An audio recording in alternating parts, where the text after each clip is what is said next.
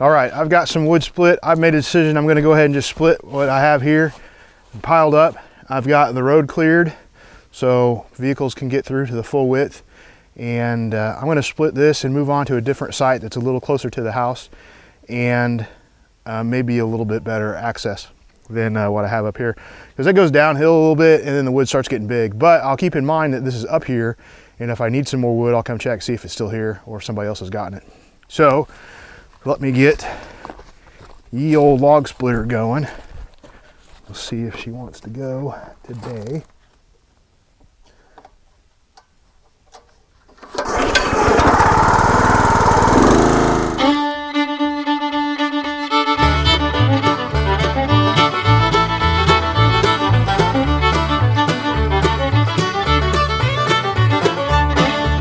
All right, so I'm going to move out of this place, move on to the next place.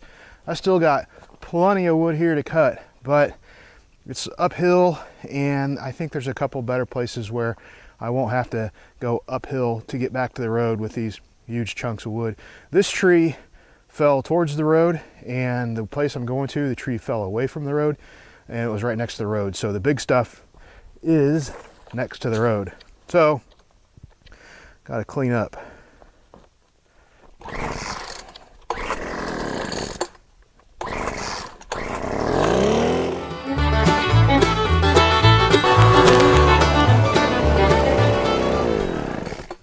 All right, might be about time for some lunch. Let's move over to the new place, or the next place, and maybe we'll settle down for some lunch. All right, so I've moved over actually to a different area of the forest. This is near Houston, and I was over north of Freetown. Just sort of wanted to do some scouting and see if there was any wood over here that had fallen, and over on one of the other roads I had found some, and I thought I'd circle around sort of a loop. Found a little pull-off area over here for Fork Ridge Trail, and there's a sign back there for Fork Ridge Trail. I'll put a picture in here for you. You could see that. Nice little trail that runs through Hoosier National Forest over in this area. And I'm gonna go ahead and eat some lunch. So I got ham sandwich, some chips. I brought along some of my sweet pickled peppers, a little hot in there too. Those are pretty good just to eat, or I like to put it on pizza or burgers or something like that. So yeah, I'm gonna sit here in the forest, enjoy the sounds of nature, and have a little lunch.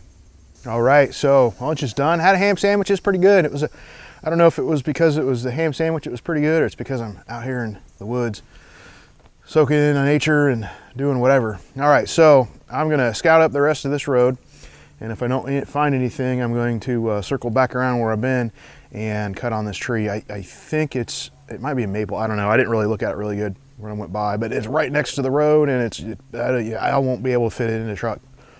So I'll have to make a couple of trips back here over the next few days maybe. All right, go get moving. All right, I made it back over to where that tree was at I told you about when I was eating my lunch. That came back around here. Didn't find anything else really, and I came back over here. This is a maple, and there's a lot of wood here, and I don't know if I want it though, because I got some oak over across the way. But I did pull out my moisture meter. I got a moisture meter a couple years ago, and it's just a real cheap one. Got it and probably off Amazon or something. And I don't even know how much it cost. I don't remember. I'm gonna guess 15, 20 bucks or something like that. And this is pretty handy because you can tell the moisture level of the logs you're cutting and the wood you're getting.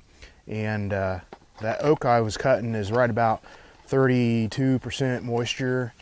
No, it was 39% moisture, and ideal burn moisture is less than 20%.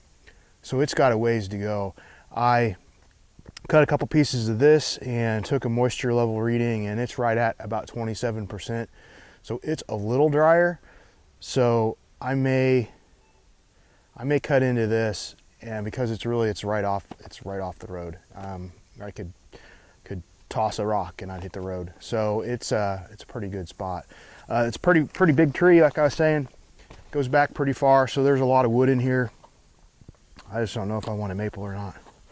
All right, well, this is the same as before, sort of lather, rinse, repeat, and I'll be cutting and splitting and getting her done. All right, so my little Husqvarna wasn't doing the trick. It was, that chain must have got dull somehow or something. It's going pretty slow. So I decided to get out the big old Steel 036 25-inch bar. Let the big dog eat.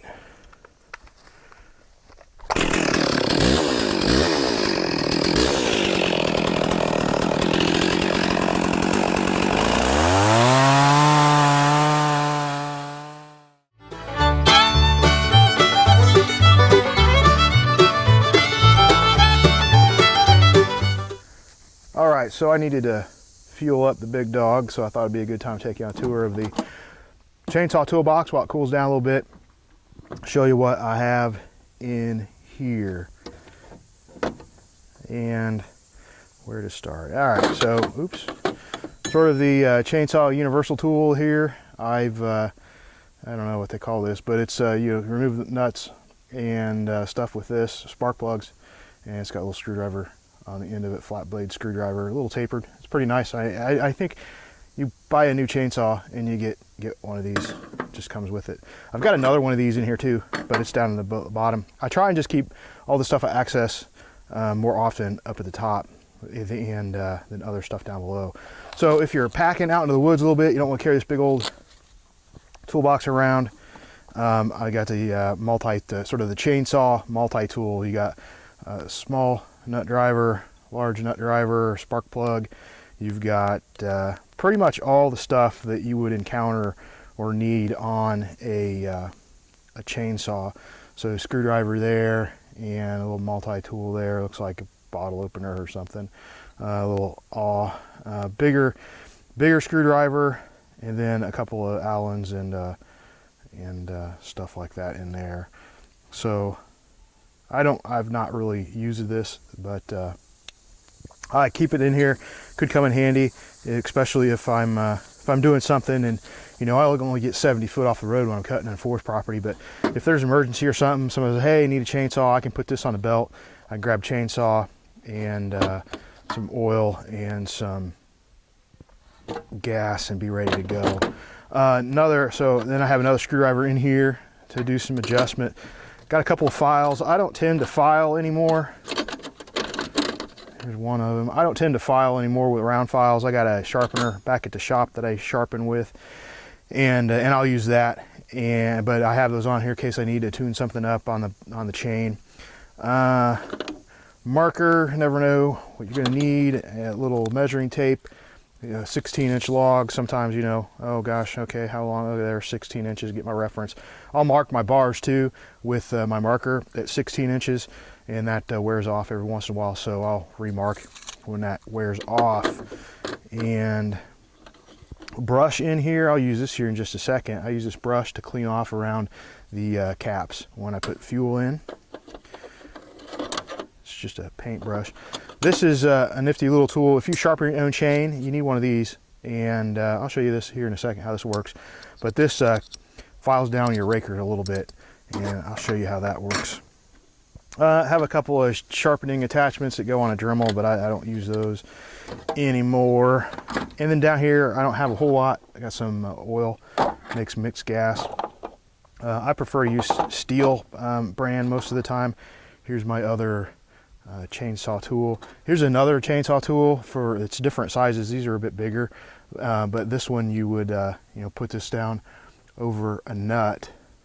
Get in the shot. Put this on a nut, and then you could use your smaller chainsaw tool to go through here and turn it around. Extra chains. I generally, like I said, I don't like to sharpen in the field, so what I'll do is carry a couple of extra sharpened chains, and then if a chain gets dull, I'll just swap it out. It saves a lot of time. And so that's pretty much that.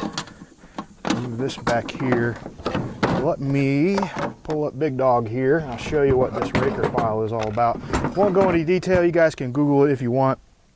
But between the cutting teeth on these saws, there's a little raker in here. I think that's what it's called. And if you let those stay too long, as you sharpen your chain, the cutting tooth gets a little closer to the bar, and you put this on here, and it allows you to determine that there is a 0.025 inch difference between the top of the cutting tooth and the top of the raker.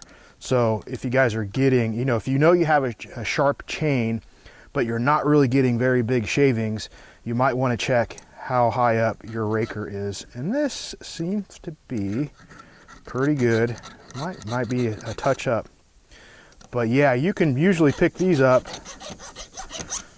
Might need to tune that up. You can usually pick these up at wherever they sell chainsaw stuff. It's your local farm and fleet or Tractor Supply. So I think while I'm got this stuff out, I'm going to go ahead and do that. Another benefit of having the marker is I'm going to mark this chain up on the cutter tooth and over here where I start at. So when I get back to that mark, I know I'm done. So I have the brush here, and it's a pretty simple operation here. You'll get sawdust up on these things, and especially your oil one up in front, because you might spill a little bit of oil. So you can just take this, clean this up, do the same thing with the fuel one back here, and then you're gonna get, you probably might still get some stuff in there, but if you get most of it away, there you go, Bob's your uncle.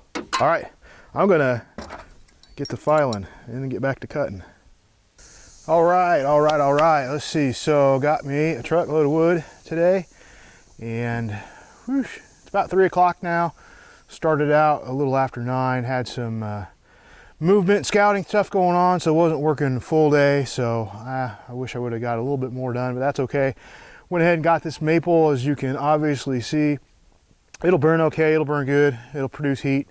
It's not a bad wood to burn, it's just not as dense as, say, oak or something like that. I still got a lot back here that has to be cut up, loaded up. Got a lot more maple left back there. It's getting down into the log, it's getting big. It's one of those deals where I wish I had, that whole log, there's probably 3 10-foot lengths in that log that if I had a way to cut it into like 10-foot lengths and we'll get it on a trailer, I could take it over to my buddies and saw it up, have some nice maple wood. But probably come back here at one point and turn it into firewood. So that's it. Bugs. That's it. I'm finished for today. I'm gonna go take this back to the house and get a shower and think about dinner. And I've got a website that I need to update and some other stuff. Check my honesty box, see if there's any money in there. I drove by it earlier and it looked like somebody had been by, so there you go. That's it. A day in the woods, cutting wood. Good day.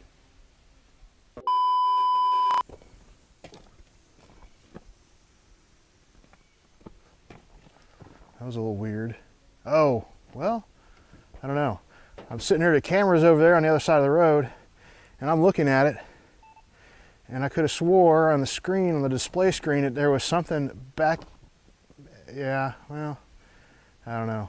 So it looked like there was something moving, but there must not have been. That might not make the live stream or whatever anyway. So yeah, I got this made.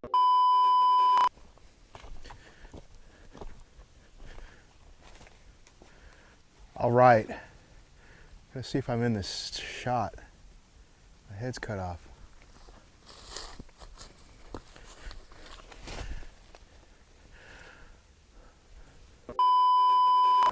Can't get that to stick. Anyway, throw that over there. There we go. That's Amanda right there. That might not make the video.